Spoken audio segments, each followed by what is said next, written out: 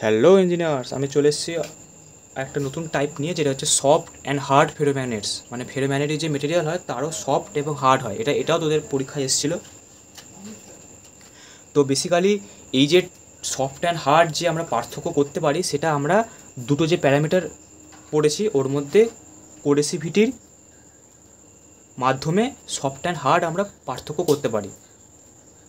Soft হচ্ছে যাদের কোরেসিভিটি কম। দেখ, এইটাই তো আমাদের কোরেসিভিটি ছিল, যে এইচের ভ্যালু, যে এইচের যে ভ্যালুতে বিটা 0 হচ্ছিলো সেটা তো কোরেসিভিটি ছিল। দেখ, এখানে কম কম কোরেসিভিটি মানে কি বোঝাতে চাইছে, যে সামান্য এইচ নেগেটিভ করলেই আমার বিটা 0 হয়ে যাচ্ছে, সহজে ডিম্যাগনেটাইজ হয়ে যাচ্ছে।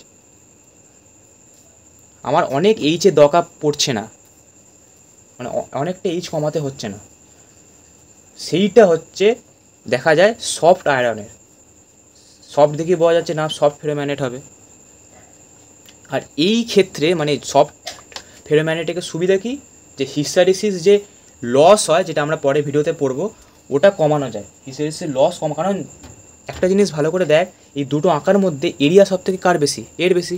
যত এরিয়া বেশি তত পাওয়ার লস হবে, কারণ কন্টিনিউসলি ম্যাগনেটাইজ করলে হিট জেনারেট হয় এবং পাওয়ার লস হবে। যত এরিয়া বেশি তত বেশি পাওয়ার লস হবে, কিন্তু দেখ এর পাওয়ার লস কম হবে কারণ এরিয়া কম। তাহলে আমি সবসময় কী চাইবো, যে পাওয়ার লসটা কম হোক। সেই কারণে এই সফট মেটেরিয়ালটা ব্যবহার করা হয়, সফট ফেরোম্যাগনেট ব্যবহার করা হয়। তো সফট ফেরোম্যাগনেটের মেন কনসেপ্ট হচ্ছে কোরেসিভিটি কম মানে সামান্য এইচ নেগেটিভে নিয়ে গেলেই এটা 0 হয়ে যাচ্ছে, বেশি কমাতে হচ্ছে না।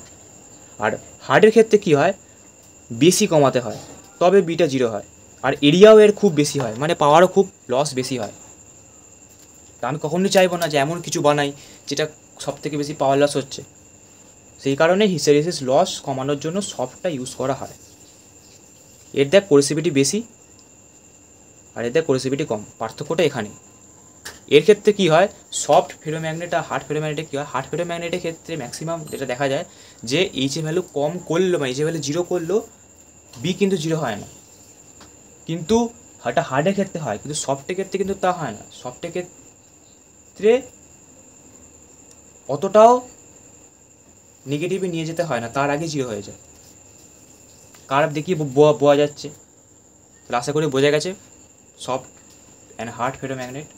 তোদের তো নোট দিয়ে দেওয়াই হবে, ওখান থেকে তোরা দেখতেই পাবি, কনসেপ্টটা বুঝিয়ে দিলাম। নেক্সট ভিডিও দেখা হবে।